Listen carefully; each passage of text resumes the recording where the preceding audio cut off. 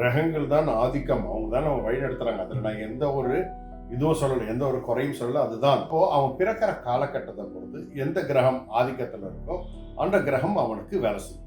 அந்த நேரத்தில் அந்த கிரகங்களுக்கு பகை கிரகங்கள் இருக்கு இல்லையா, அது கெடு பலன்களை செய்யும்.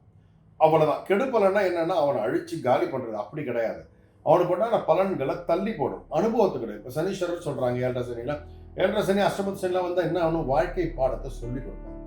அப்போ நான் என்னதான் பண்றது அப்படின்னா, அந்த கிரகங்கள் நம்மளை எப்படி தாக்காம இருக்கணும். பெருசா தாக்காம இருக்க முடியாது.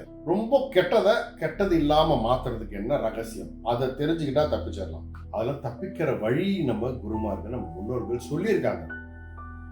அதை கரெக்டா ஃபாலோ பண்ணிட்டால் 100% சக்சஸ்.